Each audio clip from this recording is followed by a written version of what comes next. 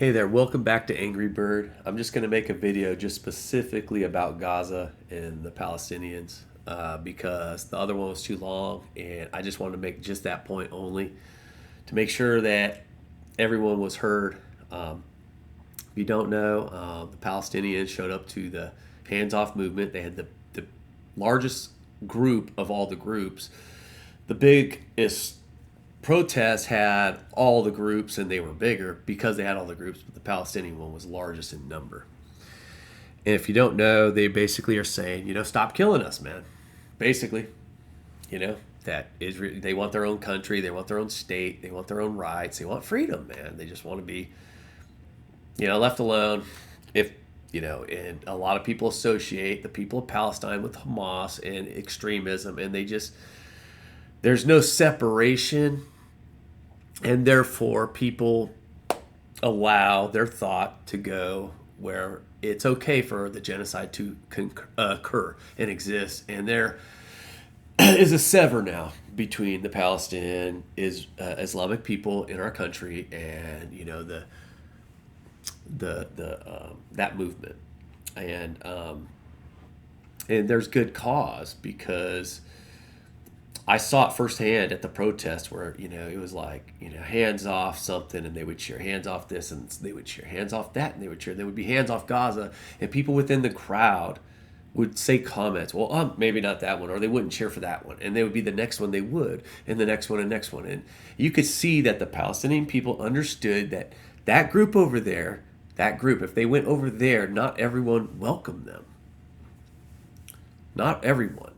Some did and some didn't, and there was a sever there. And so they were on their own. They don't want to go into a group where half of them hate them, it's like you wouldn't do it yourself. You just wouldn't. And what I want to mention, the reason why I'm so adamant is because I feel like we're now them. We are now Palestinians, and MAGA is our government. And MAGA is now out there intending the world harm, right? We're out there protesting it, right? I went to DC to protest this shit. The Palestinians were there protesting against MAGA.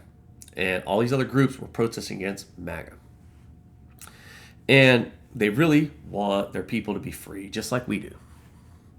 Just like we do. And they just,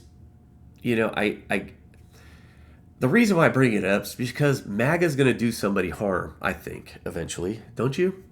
Don't we all think MAGA intends other countries harm right now? And we're all sitting here like we can't do nothing, right? Because we don't have control to stop it. We do, but we act like we don't, and then they go and commit a foul crime. Like, let's say MAGA just decides to invade Mexico and commit crimes over there, or invade Canada, or invade Greenland, or the Panama, or any other country for that matter. Just any harm anywhere else. And then in response to that, so we killed their people. We did an attack on them and we hurt them somewhere. And I say we because it's our government, it's our country, and our government went and did it. The people in charge went and did it against my will, against your will, against everyone else's will. They went and did it. And now those people get to respond to that. What if their military was superior? Their technology was superior. They had the means to just wipe us out. And the whole world was like, yeah, probably let's just go ahead and do it. It's got to register at some point that there's too much innocence involved. MAGA is not America. MAGA is a propagated state of mind by a bunch of billionaires. It's literally like a handful of people who propagated millions. That's what MAGA is. And if they commit a crime, should we all die over their crime? You think Hamas doesn't control propaganda to make propaganda and dangle strings in front and convince a bunch of honest blokes to do harm? You want to take Hamas out. Who doesn't? I bet the people of Palestine themselves don't, in a clear state of mind, would never support Hamas for what it means. They support their freedom, for sure. You have to see it. Even if they agreed with Hamas, they didn't commit. They would never go harm another country. They don't want to harm people. They want to be left alone. MAGA wants to harm people. Hamas wants to harm people. There are extreme groups out there that want to harm others. The people getting harmed and being genocided, how confident, are you that you really are weeding out something bad instead of just being something bad yourself? How confident? We're in America, man. We were sold Christopher Columbus, this guy who caused untold harm. Untold harm. We're worshiping. We've got a big old Christopher Columbus statue at the Capitol I saw, right? And we out there celebrating the history books, propaganding children into believing this culture of what he was. He was a conqueror, man. They erected statue of a conqueror who murdered other people. We know what Christopher Columbus is. That's a propagated state of mind to think the storyline of, he was a visionary. He wanted to, sure. But he was also a cruel, mean son of a bitch. And then we erected a statue after he murked people. And so you got to understand what the fuck we're doing, man. We propagate ourselves into believing bullshit sometimes. So when you got people out there believing something, you can't blame them. You got to blame the people selling it. You have to penetrate shit with the truth. You got to work on the truth for all. People just want to be left alone, man. And when you got a bunch of blokes out there showing up for our protests, hands off, and they're just kind of like left out because half the group saying yay and half the group saying no, and we wonder why they didn't vote, who would? Think about what you're asking them. It's like the GOP right now said they were going to end the war. If you're voting and you don't know the future, that's one possible outcome. It is possible. I didn't believe it. But it is possible that maybe they mean it, right? It could be. You don't know. Maybe, maybe not. What we did know, is that Democrats were sending weapons to Israel to bomb and kill the people over here's relatives and family and friends. And you're asking somebody a choice.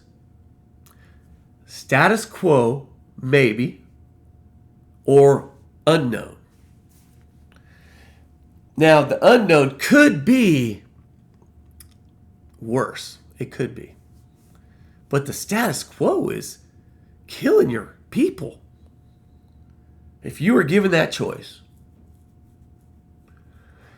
say you knew better. Say you knew MAGA was going to even be worse. You knew damn well. What choice is that really, though? It's like you're asking somebody, do you want me to break both your legs or just one? And you're like, why do I have to choose which pain? Why is no one offering me no pain? And when you put it in a perspective like that, you will understand why. As Democrats do with money from Israel. Israel gets people elected to positions of government in our government. Israel needs our money. Israel needs our support. Israel buys our politicians. You think John Fetterman, he doesn't have money from Israel as a point? You got to see it. They're some of the biggest money donations in CPACs. These guys have money. They want Washington to send them weapons, man. And when they're an ally and you're raised as a kid and they're always been an ally, it's easy to believe, well, maybe they should just get the weapons because they've always been our ally. It's hard to take that off. for just a moment. It really is. You know, when they first attacked, I was like, oh, we're going to respond. October 7th, I was like, we're responding. There was no doubt about it. I was like, nope, there's going to be a response. I'm sorry. You cannot do such an atrocious amount of violence and then have no response.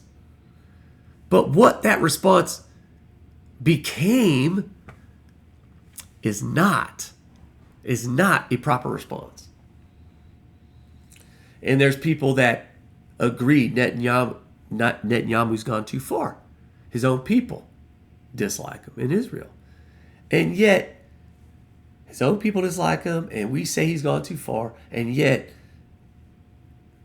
we act like these folks are taken care of, and we were caring about them in some way. When all we offered them was the choice of, you got bombs or you got this bloke.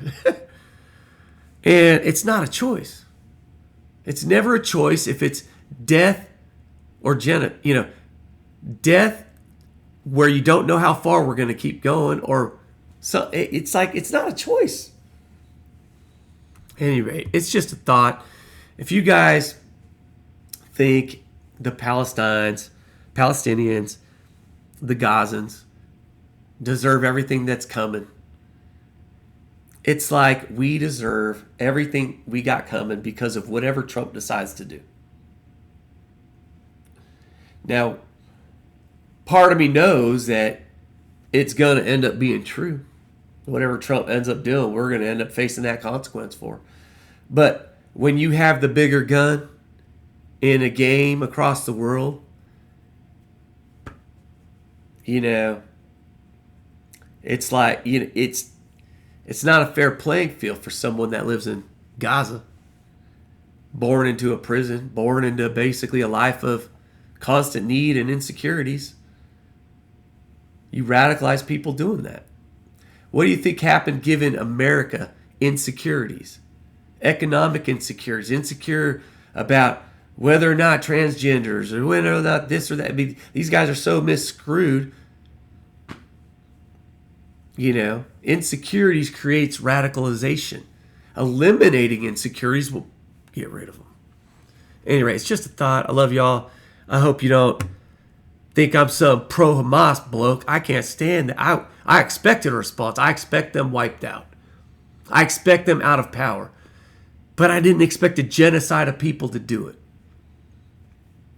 And if you can't see that, I mean, I wish you well. If you hate me after me saying that, I wish you well. I just know that life matters to me. And I'll never stop saying so. All right. Love y'all. Bye.